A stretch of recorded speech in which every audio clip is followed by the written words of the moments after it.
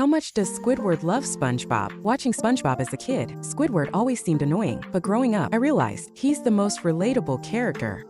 Every day he faces a workaholic and a weird neighbor, SpongeBob. His life is pure chaos. But you might not notice how deep his love for SpongeBob is.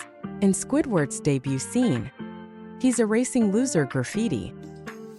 Then SpongeBob applies for a job, hoping Squidward would vouch for him, but Squidward's reaction was one of pure disgust. He pulls Mr. Krabs aside, sneers, and says no. Just like that, he entered the show in a very unlikable way. So in later episodes, no matter what, he seemed to truly hate SpongeBob until one day they delivered pizza for Krabs. Squidward's complex feelings finally began to show. SpongeBob, unaware of danger, stood mid-road to stop cars. Squidward didn't hesitate and leaped to save him, facing a storm. SpongeBob was so dedicated, he clung to the pizza. Squidward, screaming in the wind, held onto his legs tightly so he wouldn't be alone. After many hardships, they finally delivered it.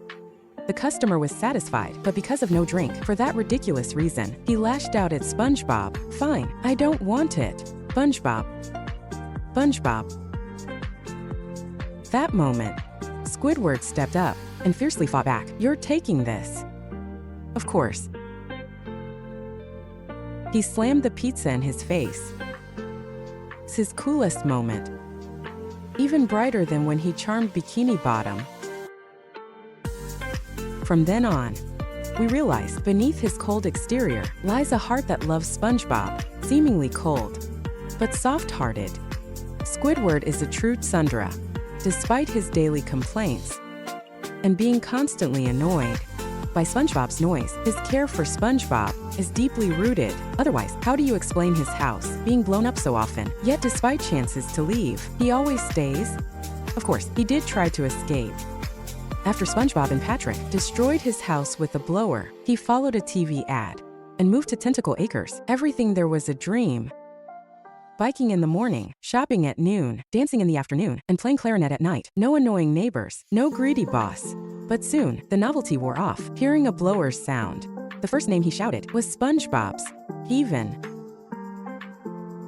when no one was looking, grabbed a blower and played with it, just like SpongeBob, and this made him feel happier than ever, until the other squids surrounded him, and he finally found the courage to shout out his hatred for the place. When the guard told him, he woke up and broke free from that perfect but boring village. He never says it directly, but after leaving you, I became just like you. Isn't that proof of love? That escape made him realize that no matter what, he needs SpongeBob.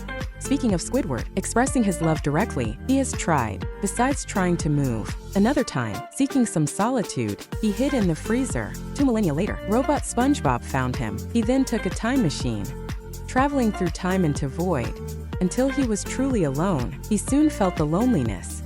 Luckily, by a twist of fate,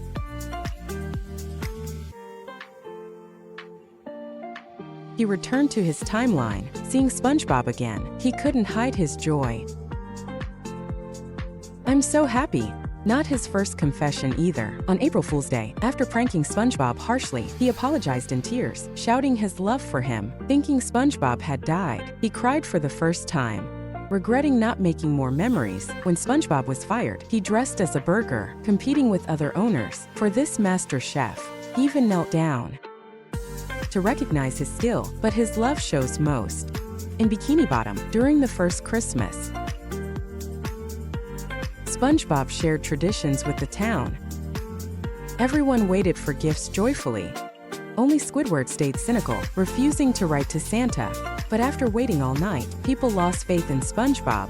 Yet only Squidward received something. What is this? A gift. I made it for you. So when Santa arrives, you won't feel sad.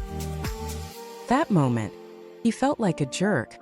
To make SpongeBob happy, he became Santa. He gave away everything to keep the lie going. Looking at his empty room, even he found his madness incredible. His love for SpongeBob is obvious. One thing is confusing. If he likes him so much, why the grumpy face? Why act so annoyed, yet love him so deeply? Before we discuss this, let's consider a grand question. What is love? Maybe too grand. But we know, everyone loves differently. Liking someone depends on personality and shows in different ways. So, what is Squidward like? He likes quiet, hates being disturbed in his free time. He prefers sunbathing and baths, enjoying peaceful solitude. He follows a routine.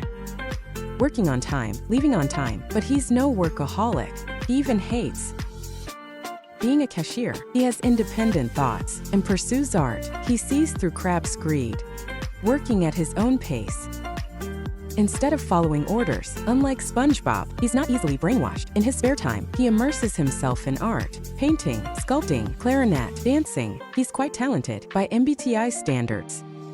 Squidward is a typical ISFP, the artist personality. They are gentle and sensitive, seeking beauty and experience.